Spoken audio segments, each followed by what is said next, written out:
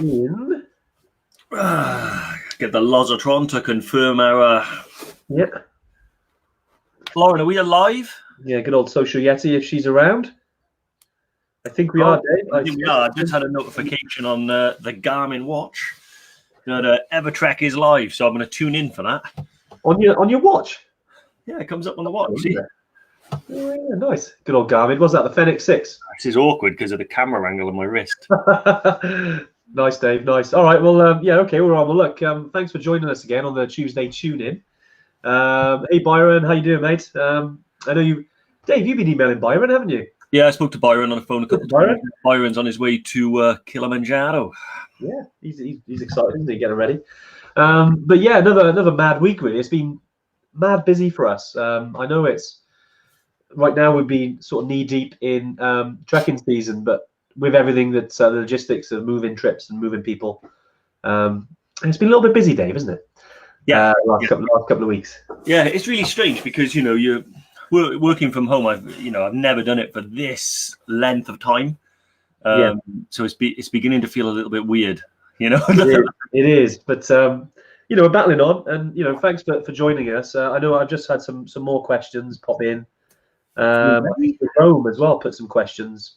I think Jerome was on last week. So Jerome, if you're watching, welcome, mate. And right, let's crack on. So today, as always, we like a little bit of a theme around our Tuesday tune-ins. Essentially, they are a question and answer session, but we do like to almost talk to start off about a particular subject. And today we thought we'd talk about preparation.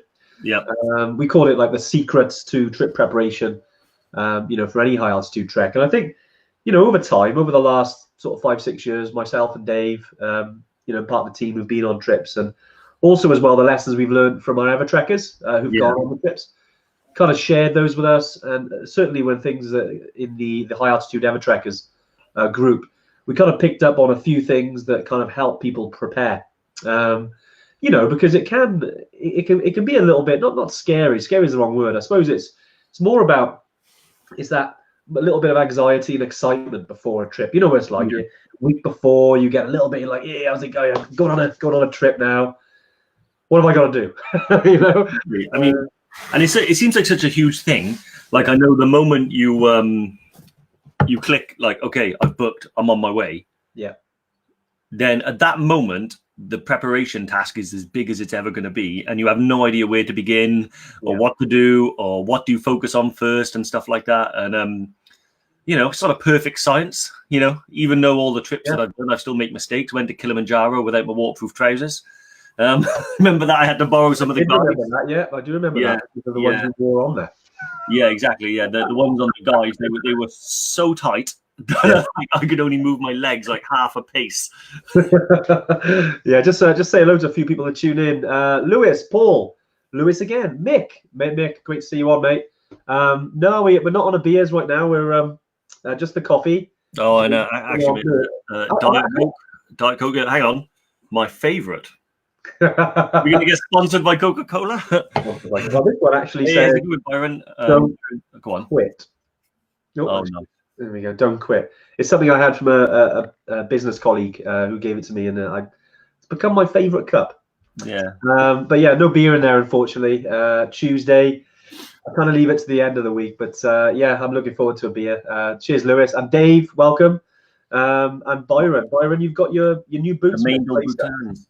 Best boots I've ever had. I mean, and I've gone through. I mean, I currently own about nine pairs of trekking boots, because after I had a trusty pair of North Face that they don't make anymore, and I wore them into oblivion, and then trying to replace those was just impossible until I landed on the Maindels. And now I'm genuinely thinking, like, I'm worried that they'll stop making them, so I might stockpile like Maindel Boutons. They're brilliant. Good stuff. Our social Yeti Lauren is on hand just to sort of comment. If you do have any questions, I know it's bottom of the screen. Just pop them in. That's what we're here for. Take on your questions. Jerome, I know you were on last week. Cheers for joining us again, mate. Again, if you have any more questions, this is what we're here for. No questions. It gets boring for us. Unless it's about equipment, that's all yours, Dave. Oh, I'm fed up. No. Do you know what? Upstairs in the loft, I was thinking of doing a little video because I went up there the other day Yeah. and just gazed upon the amount of trekking equipment that I have, and it's like all around the loft, piled waist high in like boxes and bags and stuff. And I thought, Yeah. I think the first step to admitting I have a problem would be to show people that level of. No, I want to see this, Dave. I want to see this because obviously I haven't been in your attic. So yeah, let's get some. I want to see a picture of that. Yeah, definitely get it out. Hey to Mark and Byrony as well. Yeah, cheers for joining us. Nice to see so many people on today. So yeah, going back to preparation then. So it comes down to a few things really. I mean, the obvious ones. Like if you've been part of the community for a while, you would have seen. Obviously, we do talk about equipment, as Dave said there, but it's all about getting the having a little bit of a tick list when it comes to your prep. So, for instance, personally, I used to write. I used to have my journal because I do travel writing, and in the back of the journal would be a complete list. I'd write it down, go through it, and sort of tick it off before it went in my duffel bag. I've kind of moved on a little bit now. There's a really good app I use called Trello.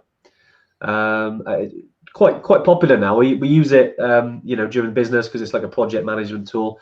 Lauren, if you can put the link in the comments, that'd be smashing. It's really good for sort of tick lists, checklists, anything really. If you've got if you're like me, and sometimes you kind of know what you're doing, but there's the odd one or two things that kind of drop off. You just like Dave's waterproof trousers. Yep. Sometimes it doesn't matter how organized you are. There's going to be things you forget. So it is what it is. Don't worry about it. Most of the places we go, you can pick. Cheers, Lauren. Thanks for posting that. Most of the things you can pick up at the place you go to, but it's nice to have your own stuff if you prefer it. So Exactly. Trello's a really good one, Dave, isn't it? I know we use it on a daily basis, mate.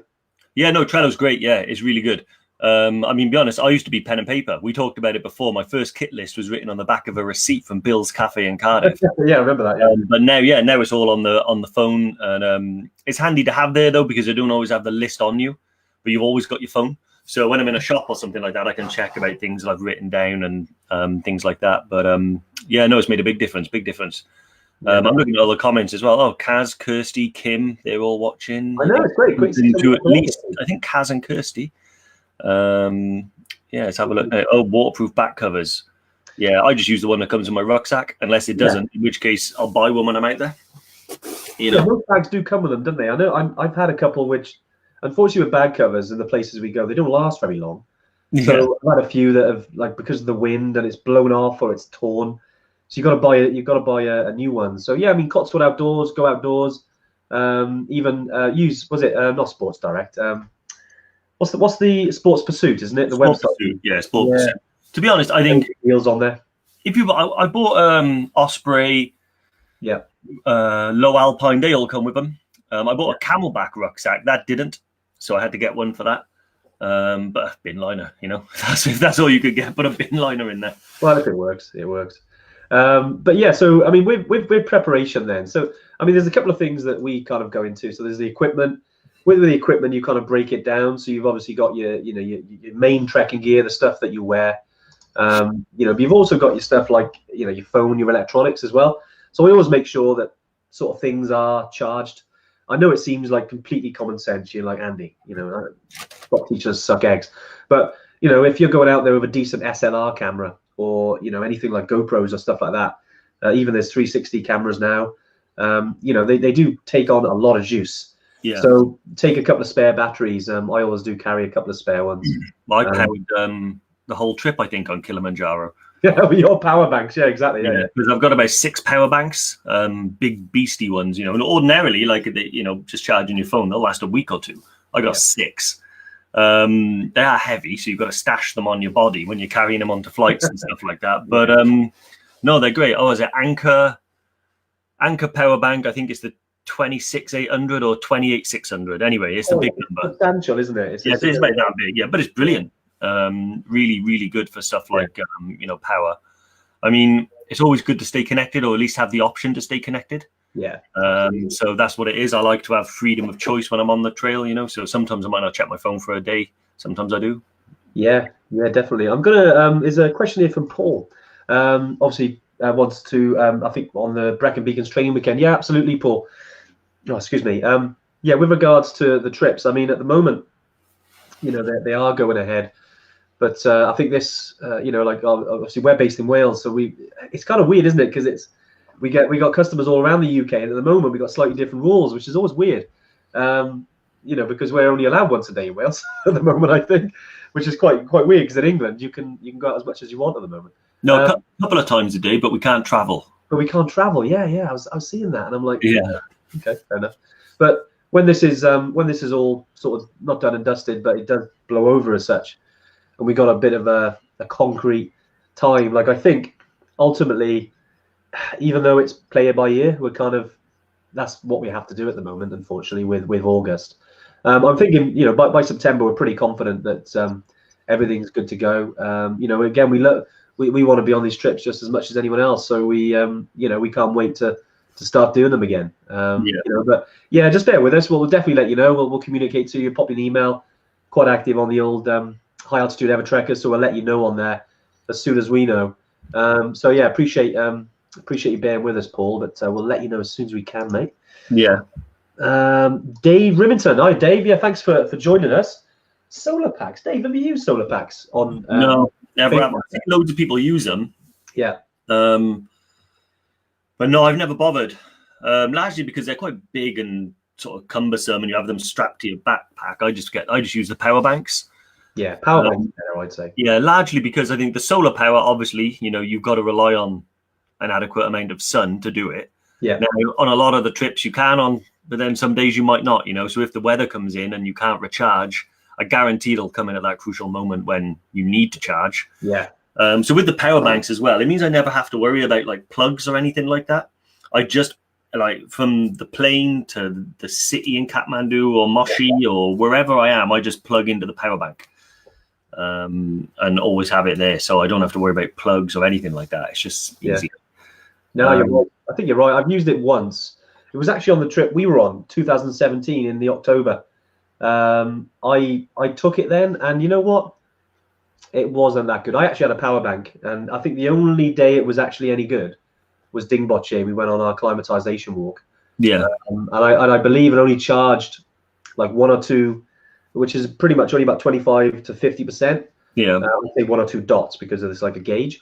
But it took too long. I'd say unless it's like really high end, you know, because some of the expedition companies that are on Everest, they have solar power, solar chargers, but they're really high end. You know, they cost a lot of money. I'd say, like, yeah, keep it simple. Go with the power packs. You won't go far wrong. Yeah. So Jerome said, did airport security let me through with those power batteries strapped to my body? Surprisingly, very good. I get stopped at every single layer of security, isn't it? Like, nothing to do with power banks, though. Nothing to do with power banks. No, just got a sort of criminal look about me for some reason. No idea why that might be, but no, yeah. Like, and have you ever known me go through security and not get stopped? I think there was once or twice, but I think, yeah, like, well, actually, it was my turn in Africa last time. But yeah. Mind you, yeah, you had a shotgun shell on you. Well, it wasn't a shotgun shell. It was it was a whiskey. What do you call it? What do you call it? It was a hip flask. It was a hip flask in the shape of a shotgun shell. So, yeah, I won't be doing that again. But it was a gift. What can I do? Yeah. Well, I got caught in Doha with a penknife on my keys. I totally forgot it was there. And Dick Cardiff let me through, fine. And then remember Andy was sat there with that guy with a bloody gun on his hip, you know, stood there like. I did, yeah. I do remember that. Thinking, awesome, this is how my trip to Nepal goes. I'm going to be in some Qatari prison for like the next week. But I think Jerome is, you know, it's fine. I think who was it speaking to? I think it might have been Mick, actually. Mick's watching. You can wear what they call. What they called? Basically, they're sort of jackets. Because James, who came on a trip in February, he wore this. They call it like a hunting jacket because it's got loads of pockets. Yeah, it's like a. They don't weigh that because you're wearing it. Yeah, like a waistcoat. It's like a waistcoat. Yeah. His one weighed about 10 kilos. But they don't. They didn't ask to weigh it, and they don't because it's like putting it inside your pockets. Yeah. And he carried everything on him. You know, you're talking all his power banks. He had his lenses, and again. You know, if you're taking your camera gear, it does weigh quite a lot. You know, so it's good really if you can carry it on you. They don't weigh it, and you can squeeze in some extra stuff in the bags that you kind of want. So I hope that they're fine with regards to taking them through the through the airport. One thing is though, don't put them in if you do take these batteries, you have to carry them in your hand luggage. Yeah. You don't allow them in your hold luggage because they'll open your bag and take them out. Yeah. If it does get surged. So just a point with that. So I hope that answers your question there, Jerome. Amanda's got a really good question actually. Dave, I know you're into this, mate. Oh yeah, almost everybody on the trip will have a watch on there. So I used to use Sunto, but I've recently gone and bought myself a new fancy. So I got the Garmin Fenix 6. Nice. Fenix 6 Solar, I think that is. Okay. Yeah, it's got like the that's your heart rate monitor and stuff like that. Yeah. Yes, this is brilliant. This is the best one I've ever had. I used to use Sunto because their battery life used to be really, really good. But on the last few Suntos, they just haven't got the capability that this has. So this measures my heart rate. It gives you like an oxygen saturation level. It's not as accurate as having like a SATS test done on your finger, but it will certainly give you an indication of how you're doing. But no, yeah, this is brilliant. This is really good. So yeah, and it's nice to look back on as well. So you record your trip every day. And then you look at it on the app and you'll know how far you've gone. And if you're a bit of a numbers nerd like me anyway, that's enjoyable to do. Yeah, no, it is, isn't it? Like the other day, Dave, we were looking at, was it FatMap? FatMap, yeah, brilliant. And I hooked because I got the Fenix 5 and I hooked this up using Go Connect, I think it's called Connect IQ or something. And then you connect it up with FatMap and you can see like the altitude profile, the 3D journey of where you go. It's all linked through Strava. It's brilliant. Yeah, I think it's great. Like we've got them. I think I've got them recorded now all the way back to early 2017 because I used to have Sunto. We've kind of migrated, haven't we, from Sunto over to Garmin? Yeah, well, I started with Garmin, really good. running. Oh, speaking of which, it's questions are popping up on it now. But no, I started with Garmin. Like I had the running watches and things like that. Yeah. And then I bought the Sunto. Still, probably, if I wanted one that would last almost the whole trip, the Sunto Ambit 3 Sapphire Peak. Yeah. Basically, it was like 600 quid at the time. It's like 300 now. Yeah. But it was fantastic. It was just pretty basic. It didn't have much of the sensors on there. But if you wanted to know your altitude, your distance, your pace, and it lasted an ages, that would be great. So I stuck with Sunto. But now Garmin, just so much more they do. And you can play around with it as well and change the screen to look how you want and stuff like that. So I had one on like there's a video game or something like that was on there. And nice. But yeah, no, it's brilliant. It's moved on a bit now, isn't it? It's I mean, yeah, there's so many options out there. I think Bri is on. Hey Bri, how you doing, mate? Good to see you on the live as well as Mick. And it was a poacher jacket. That's what it's called. Thanks, Mick. Mick's because I think Mick put in a message about the extra weight. But yeah, you can. With these watches, obviously you've got the Fenix range, the Fenix 5. Then you've got the Fenix 6. Yeah, so this is the Fenix 6X Solar. Beast, isn't it?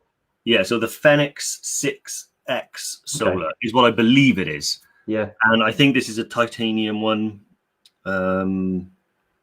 Yeah, I wanted the Solar mainly because it really does work. When you're out in the sun, it gives you like an intensity gauge. And I think over the course of its full battery life, you might get an extra 3 days out of the solar charging. Yeah. So yeah, really good. Dave, I did notice something earlier. So Byron asked if we could do a pack-in video.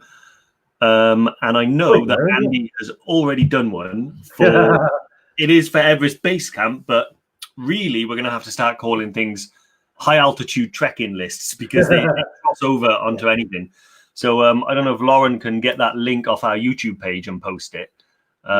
It's a little bit dated now, so some of the equipment you've renewed and upgraded. Yeah. But if you treat it like down jacket, boots, that type of thing, then it's still very valid. Yeah, exactly. Yeah, and again, that's part of Byron. Apologies, we kind of left you out there. But yeah, mate, if you go to if Lauren can pull it up and post it, that'd be great. If not, just go to YouTube channel, have a look. It's got the equipment video in there. But again, it's part of your preparation, getting all your equipment ready. Like on the training weekend, we kind of have everything we basically pack for the trip and kind of go through it with people anyway. But if you're not able to come on the training weekends, do check out that little video. I filmed it a couple of years ago now, but it's still very, very relevant. Again, you can make small tweaks. Yeah, Very transferable, as Dave said.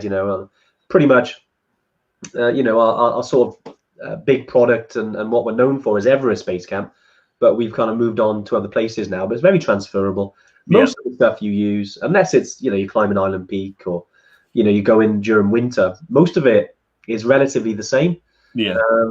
In terms of the equipment, it's probably the equipment you use hiking in the UK. Yeah. It's very, because you don't need any technical gear for getting to the top of Kilimanjaro, for walking to Everest Base Camp, for going to Machu Picchu. It's relatively the same stuff. Yeah, exactly. But obviously any deep questions on specifics, just fire them our way, Byron. I hope that helps, mate. I mean, this is one of the things as well. Like, obviously, all these questions coming through are highlighting one of the most important aspects of like trip preparation. Yeah. Which is your equipment list and the itemizing and prioritizing of gear and stuff like that. Yeah. I think with regards to prioritizing, it's a little bit subjective, because some things I might want to, not do without, Andy might not so much care about, or vice versa. Yeah. But, you can always start with things like, right, you want to get, the most important things. You need boots, you need socks, you need underpants, you need base layers, so you can just work your way up your body and imagine what you're going to need. And I always think of like when you trek into any high altitude environment, you need to prepare for 4 seasons. It'll be hot, cold, wet, and dry the entire time you're there. Sometimes all 4 within 24 hours. So when you're thinking about an hour. Yeah, exactly. Yeah. So how I do it is I start off right. So the most important stuff is the stuff you're going to wear. Now, your boots, that's done. Socks, remember, wet, dry, hot, cold. And trousers, remember, hot, dry, wet, cold. And then work it up your body, basically, all the way to the tip of your head. And you've essentially worked out what you need. But using things like Trello and the tick lists and equipment lists, we can send you those and put them up. Makes a massive difference. Yeah, it does. No, you're right. It's some great stuff there. I'm just going through the comments.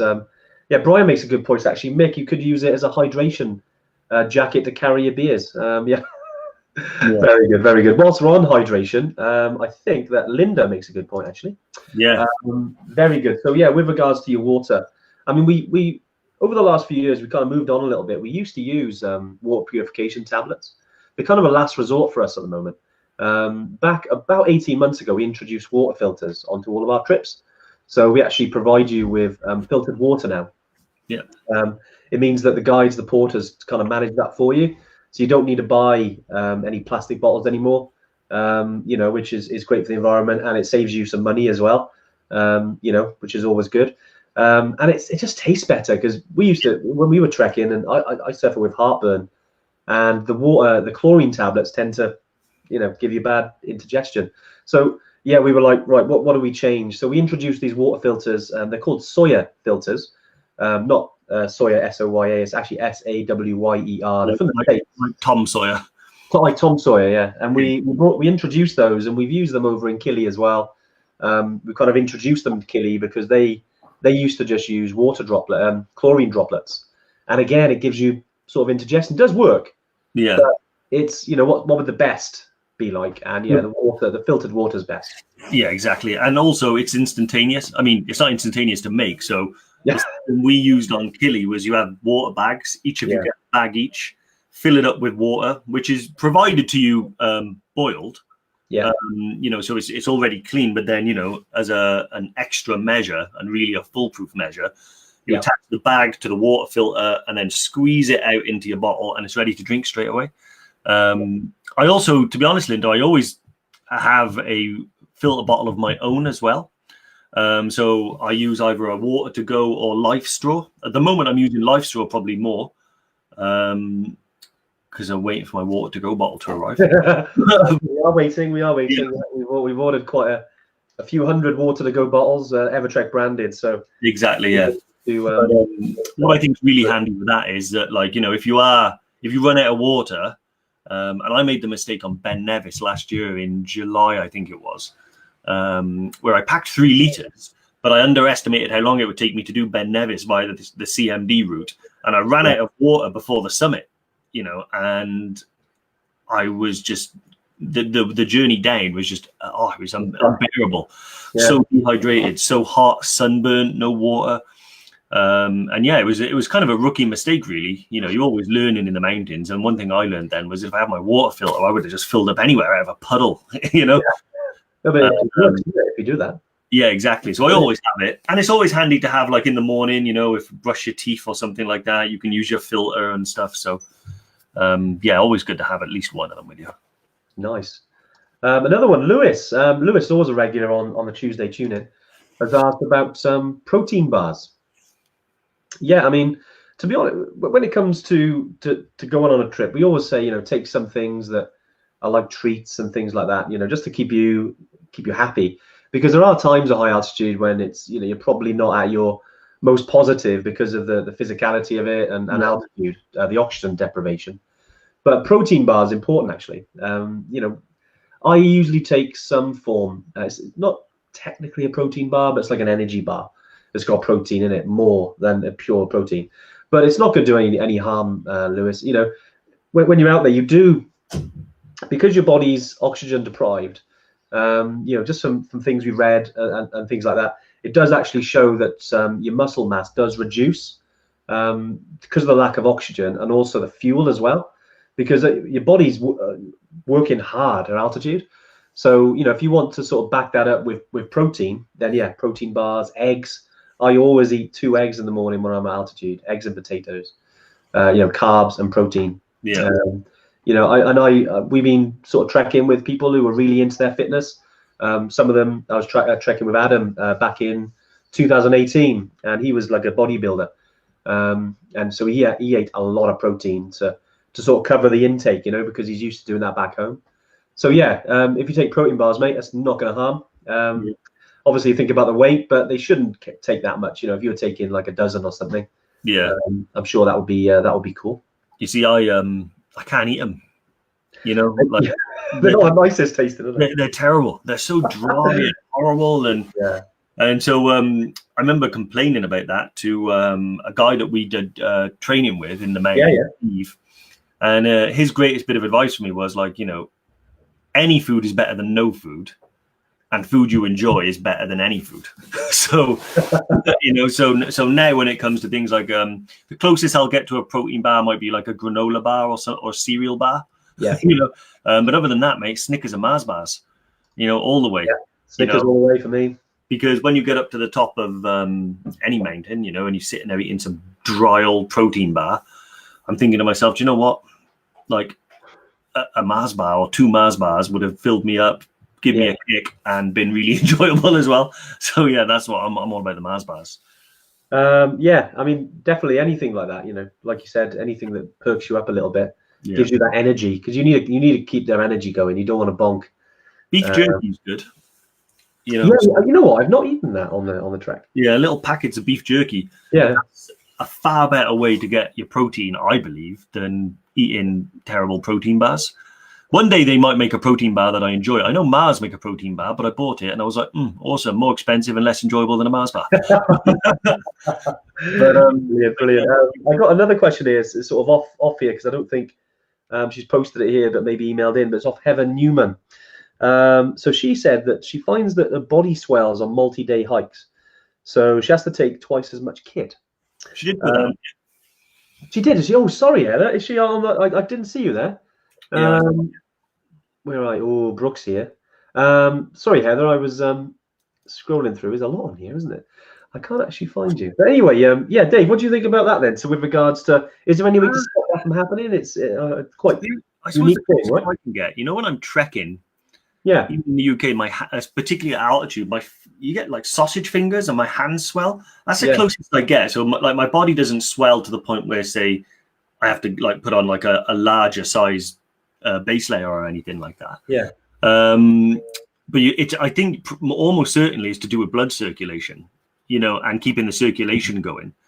And so I think things like poles, they help with your hands. So when you're holding onto your poles and you're moving your arms, it stops sausage fingers from happening.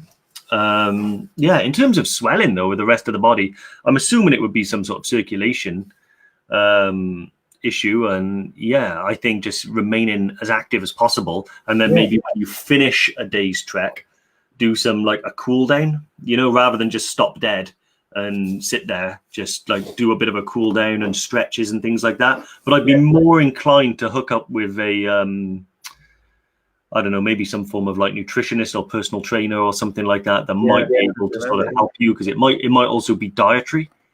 So there might be a supplement that you can take that'll stop that from happening. A good person to ask that would probably point you in the right direction might be Ed Tooley. And he's normally on here, or he's in the group if you want to post in the group. ET Nutrition. He's actually, he's booked onto one of our trips, and that's how we've come to know Ed. But, very knowledgeable guy, helped my dad with his recovery with his broken leg. So I'm pretty sure that he'll be able to give you, or at least point you in the right direction. Definitely. That's good. It's a good question. Jerome as well. Sorry, I know you mentioned this earlier. I think Lauren answered it in the notes, but I thought we maybe touch on it in terms of booking additional nights. Anyone that's coming with us, even though obviously on the trips are, there's a certain amount that's included in terms of accommodation. No worries. We understand people want to come before, a day or two early, and same afterwards. Especially in the Everest region, if you're trekking in the Everest region with the flights to Lukla, some people add a day or two at the end anyway, just as buffer days, just in case there are any delays. So, in terms of the can you stay, just as long as you let us know with regards to, before. I mean, we do chase you up on this anyway, and you can upload your flight details into the members area. So when you log into the website and you put in your flight details, when that happens, when you get your flights, we automatically sort of look at it anyway. And if it's more outside of, the itinerary, then we normally get in touch and, have a conversation around that and, cost and things. So Jerome, absolutely, mate. Plenty of Kathmandu is a great place to explore. As is, there's places around there. The Kathmandu Valley, it's huge. Yeah, exactly. It's a great place. Mark Dunn's asked an interesting question that I have personal history with. I keep reading about the climb to Namche and how tough it is. What is the best preparation for this, guys? Yeah, hey, Mark. So, I would say, first of all, it's not that bad.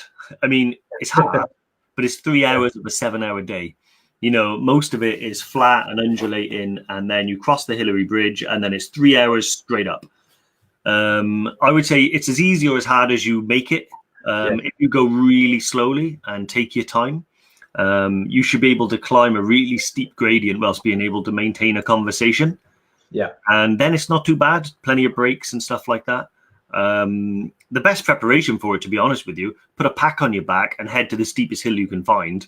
And just walk a bit, and get used to, that burning feeling in your legs when you're walking uphill. Just train that, strength and endurance in the legs is key.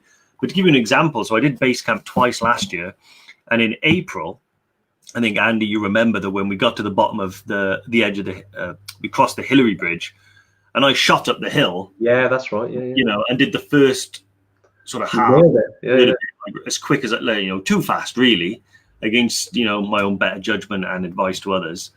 And then, man, I crashed hard, and then slowly but surely everyone picked me off, and I was one of the last to arrive. And I did it again in October, and I just started off at a pace, like a crawl. Imagine like an elderly gentleman walking up Pen y Fan. That's sort of where I was at, and I was one of the first to arrive. So we always say altitude: slow is fast, fast is slow.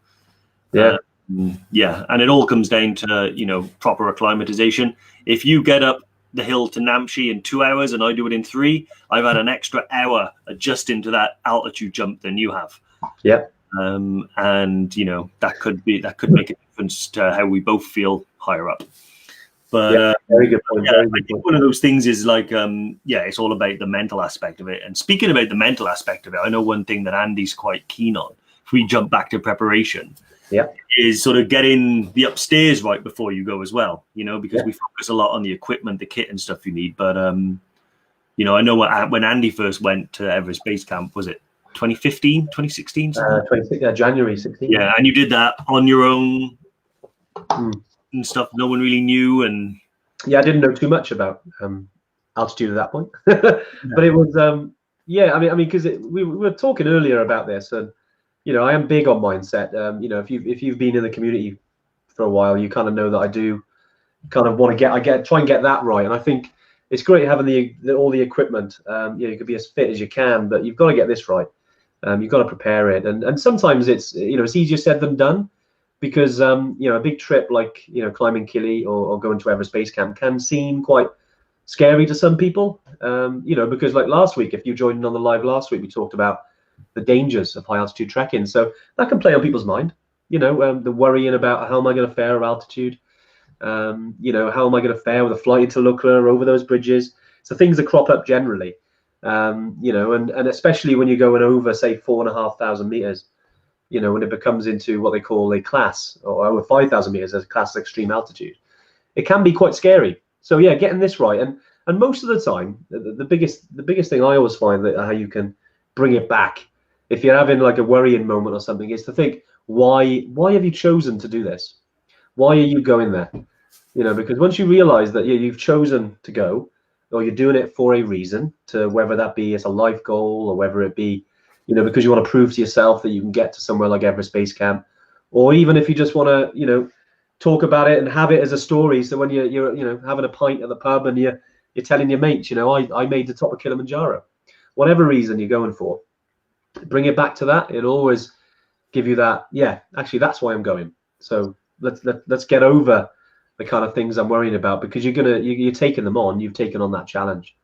So I think it's definitely right to get that right. Another thing we were talking about was sometimes it's all about your family as well, and your friends. Like before, I'll just go back to my journey, and my dad, he was, because at the time, it was my first time at high altitude. The reason I wanted to go was because I got asthma. I wanted to prove to myself, and although I was fine, my dad was a bit worried because he didn't really know what I was getting into. The fact was, he watched Everest movie just before I went, so probably didn't actually help. But the fact is that him worrying then sort of played on my mind, because I was, you kind of got to almost educate your family, if you like, and say, look, I've chosen to go. It's safe. I'm just walking. But it's about getting them on side as well, because if they're on side, it's easier for you, because all that, all this training, all the preparation then will become easier because they're on your side. They're encouraging you rather than saying, be careful or don't do this. It's more encouraging words. So it's important to get your family on board and your friends, or bring them with you. We get a lot of people now who are bringing their family, and sometimes teenagers, they want to go on a trip, and ultimately, if they're under 18 and they go with a family member, we're fine with that. So if you think that they can do something like Everest Base Camp or Machu Picchu or whatever it is, then take them with you. But yeah, part of the preparation is about getting upstairs right. Yeah. And it's and talking about going with family, you remember last week I launched #DadTrekkers. Yeah, that's a good point. Yeah, I think we need to talk about that a bit more, because it's brilliant. And #MumTrekkers as well. #MumTrekkers, yeah. Well, MumTrekkers, that snuck in, didn't it? But it was initially DadTrekkers, and I thought, oh, fine, I have to let the mums in. But no, it's great. And but it is a lot about Everest. Yeah. Like we say, hey Bruce, get into base camp is we say 90% mental, and the other 10%, that's mental. So, yeah, great line. No, it is. It is really about that. Like when I say it's as hard or as easy as you want to make it for yourself, part of that mental discipline comes in beforehand, in making sure that you get out and do the training and you do prepare yourself. And the other half of it is like going up Namche Hill. Like I decided to go at it in April with the wrong mentality and the wrong mindset, and I suffered for it. And that wasn't even the first time I did it. I'd done it twice before. So I should know the difference. But then and then I did it again in October with a different mindset, and I felt great. But perhaps importantly, I mean, we had people. Last season there was a really famous picture that NIMS took of the queue on Everest, and there was some controversy about it. And I remember dealing with someone that booked on to go to Everest Base Camp, but didn't have the right mindset and didn't really understand what they were doing, and quit the trek because they didn't want to be they cancelled because they didn't want to be part of that. And I was thinking, well, that's part of what Andy was talking about in, you know, educating yourself, educating others, and getting the mind right to go there and understand that actually, you know, with that guy, the difference between what that picture represented and what he had signed up to do, the only common theme was Mount Everest, you know, but you don't step foot on Mount Everest when you go to base camp. It's a completely different journey and it's about a completely different experience. So you often hear people like, oh, I booked up to sign up to base camp. And then a week later, oh, my parents watched Everest and now they're terrified for me, you know, and it's like, you know, I think I've even called someone's mum before now, and I got and like had a conversation. Yeah, you have, yeah. You know, so I'm happy to lend that service. It is. It's just important to get everyone involved. You know, because you'll have a better time, and they're not worrying about you so much. Naturally, parents will worry, or naturally, you know, your wife or your husband, or you know, or your sons or daughters, whatever it is, will worry about you. But if they know that you know what you're actually going on is achievable by everyday people, you know, is I always say that to Dave. It's kind of an in joke. No. I'm sitting there, and it's usually 2 or 3 words in that I get it, and I'm like, I know. Yeah. If any of you have seen our Journey to Base Camp video, yes, we like to quote parts of it to each other to try and trip each other up. I know it worked. I did it to myself. I tell you what, mine, Bryony. Just bring it in. Mine's there. She's Bryony wants to join #MumTrekkers. Bring your daughter. Bryony, can you let us know how old your daughter is? If she's 4, that's probably too young. If she's nearly a teenager or a teenager, then I'd say she's probably fine.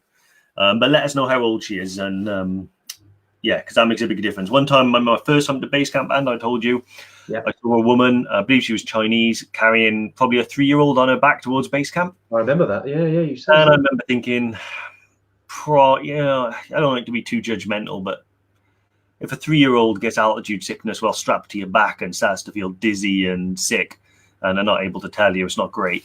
Yeah. You know, so you've got to be able to communicate certain things, and also as well, like excuse me, guys.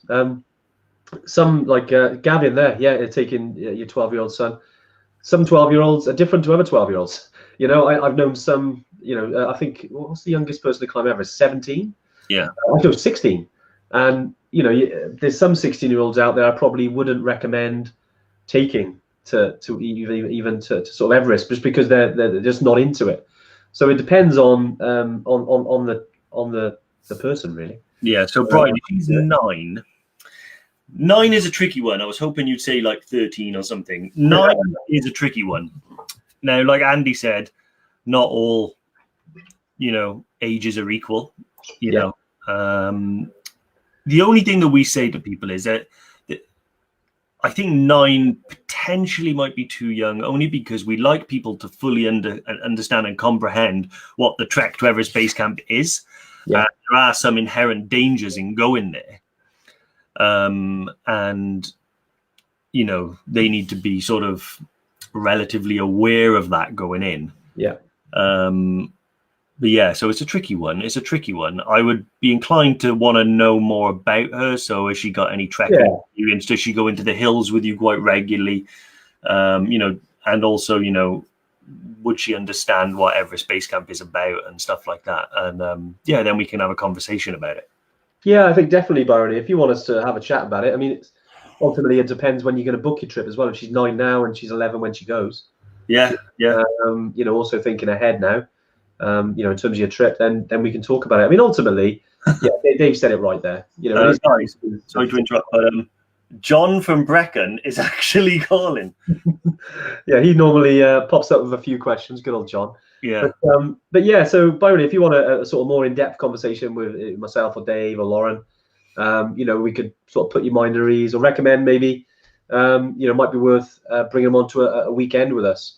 A training weekend, you know, so we could sort of have a look, and ultimately, you know, we don't stop anyone if they're with an adult and they're capable and you get insurance. You know, I think it's down to you technically. I mean, from a legal perspective, we are allowed to take people under 16. but as long as they're covered in insurance. But it's just down to you. I mean, ultimately, as a parent, we kind of trust your judgment. Sometimes as well, we do. I mean, just as an example, we get some people who want to go on their own. So with regards, they bring in someone who's a bit younger and they might not want to slow a group down. They'll actually just have their own trip. And we can do that. So if you wanted to organise your own trip, it is a little bit more expensive. It's about £500 to have your own trip. So you get your own guide, your own porters, and it's just you. It means that you can go at a pace that's suitable for just yourself. Not that, you get dragged up by everyone else, but it just means it's a bit more flexible for you. Okay, so I hope that helps. Byron, we can definitely, get in touch if you think you're on deeper chat around that. Just let us know. Bruce, let's have a little look. What's Bruce say here? So Bruce asks, book for next March, mild asthma. With asthma, it's always, before I went to altitude, I didn't really know too much about how asthma would go. But, now from personal experience, because I've got sort of mild, it's weird. It's got worse over the last 10 years, but it's something I deal with. And it's, it didn't stop me and it doesn't stop me. I have it under control. So as long as you've got it under control here at home at sea level, then you're going to be fine at altitude, because ultimately the breathing doesn't change. John's jumped on that. That's because I texted him and I said, jump on the comments. If you breathe, the breathing doesn't change. You do breathe more because you're trying to get more oxygen in.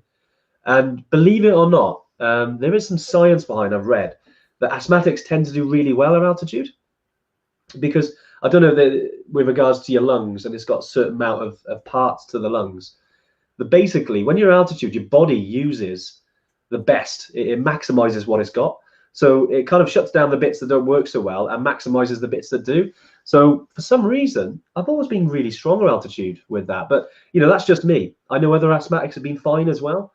We've never really had anyone struggle with it. As long as you've got it under control, you've got your medication with you, your inhaler, your blue inhaler, your steroid inhaler, whatever you do. Definitely. Lauren's put a really good article I wrote a while back. It's transferable for any trek at high altitude. Ultimately, Bruce, comes down to you. You come with March, mate. You come with us. From me to you, you'll be fine. It's just, again, getting this right. Try not to worry about it too much. But if, just take it easy. There's no rush to altitude, which is great. You take your time and enjoy yourself. It's an amazing trip. Yeah. And there's one interesting thing I remember reading, it might be of interest to you. So there's a Discovery documentary TV show. It's based 2006 and 2007 at least, called Extreme Everest or something like that, which is Is that with Richard Parks? What's that? Is that with Richard Parks? No, this is ages ago. This is with Russell Bryce's 2006 and 2007 expedition on the north side. And I think it's called Extreme Everest, but have a look at it. If you put in like Everest documentary 2006, you'll see it. And there's a Danish guy on there called Mogens Jensen. And he's an asthmatic, and he was aimed to go to the summit of Everest without oxygen. I think he made it on his second attempt with oxygen. However, you're considering going to base camp, and what you can take from it is how strong he was, even up to Camp 2 on Everest. And he talks a lot about asthma and what he overcame to do it. I think he actually rode did like a triathlon to Kathmandu.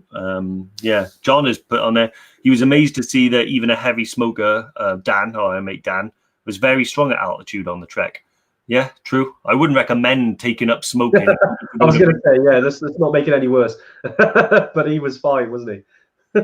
No, like Bruce, I hope that helps, mate. There's the link there. Definitely, Lawrence put up. Definitely have a little read and have a little research. But you'll smash it. You'll be fine. It's a really, it's an amazing trip. So I hope that's put your mind at ease a little bit. It's good to have John on. Any questions from John? Because he always has some questions. Yeah, John from Brecon. But I think he was calling me to discuss bicycles, I think. Is that right, John? Bicycles? But obviously that's not strictly relevant. So come on, John, think of the best question that no one else has thought to ask yet that'll blow our mind. We talk about preparation, because we talked about equipment, we talked about mindset, all these different things like tick lists, and all this stuff we do have available to you as part of the community anyway. It's on the website. If you go onto the Knowledge Center in the website, it's got everything in there. Yeah. That's available. But yeah, you talk about cycling. You know what? We talk because we haven't really talked too much about fitness and training. Yeah. I know you talked about getting out of the mountains with a pack on our back, but cycling is actually really good for the legs. Yeah. I know you've done a lot of training with it. Weirdly, John was my training partner for almost everything I did before my first ever trip to base camp. Yeah. And we used to run a lot together, and we used to cycle a lot. And actually, one thing that me and John always said was, we run for fitness, we cycle for enjoyment. But actually, cycling is really good for your fitness, and cycling up hills especially, I think is great, like simulating how you feel at altitude. So when you're trekking at altitude, your body will be moving very slowly, but you'll be breathing heavily, and your heart and lungs might be racing, and you might be burning. Well, actually, when you're cycling up a steep hill, you're moving very slowly, but those same things are happening. Yeah. And so it kind of trains your body to know how to feel, know how to react, know what's normal for you. And cycling, to be honest, is how I'm going to be doing almost all of my training for all of my trips in the future. And actually, me and John and Andy, you can join us as well. We're going to do North to South Wales. Yeah, that'd be great. That'd be when we're allowed out, of course. When we're allowed out, I know. I just Jackie's popped in here. Hey, Jackie, nice to see you on here. Book for autumn 2021. Oh no, I hope it's okay. Your bike got tangled with a bus. Jeez. I hope you're all good. But yeah, 6 months or so. Need to get back to decent base fitness after a while. In terms of length of time. I mean, if you've been following us for a while, you probably realize that you don't have to be super fit. Don't have to be. It does help on any trip, and we do encourage everyone to be as fit as you can before you go on a trip, because you'll have a better time for it. Yeah. Ultimately, if you did turn up, you could probably get away with it. You just might be tired every day, but I always say at the last minute, if you could probably get fit enough within 8 weeks. Ideally, you want at least say 4 to 3 months, something like that. Even 6 months out, if you can start putting training in, just getting out of a pack on your back, even a couple of days a month, walking, just walking, just actually putting the miles in. Yeah. An important one as well is try and do 2 consecutive days, because your body, when you're trekking, I mean, we're all used to hiking a day and then down tools, chill out. But try doing like a Saturday and a Sunday if you can, obviously due to work commitments, or even, if you get 2 days off in the week. So you actually can do the second day with tired legs. So know then a little bit more about how you're going to feel, how you're going to feel on multi-day treks. Or something that we've been talking about is that we've opened up some sort of weekend trips to Mount Toubkal, as well as an 8-day trip to Toubkal. And some people who, we get a lot of people who've already been with us on Kili or actually Everest, and they're coming with us. But actually, I think it'd be really good if you wanted to sort of try it out, is actually do the 4-day or the 8-day before you go to Everest. So you've got at least a shorter amount of time. It is still an altitude, not massive altitude. You're up to 4,100 meters, but at least you've got a little bit of high altitude trekking in before you go out there. Yeah, that's something to think about. You're booked in for autumn 2021, so you've got heaps of time. Maybe and this isn't a sales pitch at all. This is just like sort of part of our advice, is that maybe come and join us on Toubkal. See how you get on, and I hope you're okay after that. And the bus and your bike isn't. I mean, Dave, I know you're probably sad about the bike as well, aren't you? Yeah, well, yeah, very, very sad. Is that like I've crashed? I'm looking at it. I'm assuming it's a motorbike as well. So I've crashed a motorbike before, and it was terrible. But I honestly think that as long as you've got your range of movement, and you can walk without sort of pain, your fitness, you're probably already there. Everybody, when they think about getting to Everest Base Camp, they think that they need to be, this fit, when in actual fact they need to be this fit. The fitter you are, the easier you'll find it. But for instance, in October, we had a gentleman with us, my dad's friend Adrian, who by his own admission is hugely unfit, and wasn't physically prepared for it. And he's a huge guy anyway, he's like 6'5" or something, but he did it, he did it. He would admit that it was harder than it needed to be. Yeah. But he got there, and so it makes me believe that, it's mostly up here that you need to get fit before you go. Yeah. And yeah, hopefully your range of movement and stuff like that will be good. Brooke, can we do an EverTrek cycling day? Yes, we can, but you're not invited. You're too fit. I was going to say, Brooke's been in the community for a while now, and had the pleasure of trekking with her to top of Killy back in February, which was awesome. Well, Brooke's a she's triathlete and crazy person, So I remember when I came back from Killy and I got back into running, I said, I run 2 miles today, and Brooke's like, oh, brilliant, I did 10. I was like, thanks, Brooke. No, she's amazing. But yeah, no, I'd love to do a cycling training weekend, to be honest. I mean, it would take a real good swing of marketing and to make it sort of yeah, I know it's kind of quite different because we are quite niche, because of what we're doing, but we also we have introduced things. Like, for instance, in our Machu Picchu, we do have a day of cycling while you're altitude, just to stretch the legs a bit, and acclimatise. So yeah, we could certainly put together something. Jackie had a ZX6R. I think John had a ZX6R. Oh, really? I had a 98 Fireblade, Jackie. The ones with I used to call them the speed holes in there. I love that bike. Not the round-eyed one, the fox-eyed one. Yeah.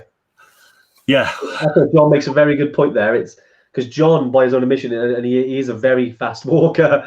What was it? Back in 2017, John, I think the first time we went trekking at base camp together, I think the first day or two, you were like lightning. And I was like, John, tomorrow, go at the back. Because you were way too fit, way too far. So yeah, you are right, actually, John. It's a very good point. The fitter you are, you might sort of get a bit complacent with the altitude and go quicker. Yeah. So which is hard to do, because if you're used to walking fast in the UK or in Europe or whatever it is at sea level, it's difficult to slow down when you're at altitude. It's hard, but that's why we do these, because if you know this and you've got to go slow, then the next time you're going to be at altitude, you'll go slow and you'll get less altitude symptoms and you'll have a better time. So cheers for bringing that up, John. I think he did say he did have a GSX-R6. Oh no, yeah, that's it. Yeah, he had the GSX-R. My brother had the ZX-6R. So you're talking like algebra to me now. Oh yeah, so I could probably do it for you. So Jackie had a Ninja. Oh, okay. Yeah, I know. Yeah. Jackie had the Ninja, and John had the Jigsaw. Okay. Yeah, good stuff. Well, look, I know we've gone on for an hour already now. It's been fantastic. We've had lots of questions. If we haven't answered your question, again, just post it. We do this every week anyway, so definitely join us next week. We'll be back with another Tuesday tune-in. But Dave, thanks for. Good to see you, mate. I know working remotely. I know we kind of see each other on Zoom. But it's always good to do these together. Yeah, no, it's great. Yeah, like I said, we always end up in sort of we try to anchor it, with preparation. Yeah. Hopefully, if you follow the links there, you'll see the video on the pack-in. You'll see Andy's asthma link. You'll see Trello, and also any advice you need about tick lists, checklists, training lists, anything like that. Just drop us an email. Myself, Lauren, Andy will be more than happy to help or have a chat. So next week, I think, Andy, same channel. We'll be back. But thanks, guys. Cheers, Paul. Cheers, John, Brooke, Adam, Jerome, everyone that's joined. And we'll see you next week. As I said, anything you need, just pop us a question, and we'll see you soon. No worries, guys. Thank you. Thanks, guys. Now we do the newscaster bit. I still haven't stopped. Thought I'd get you there. Yeah, no.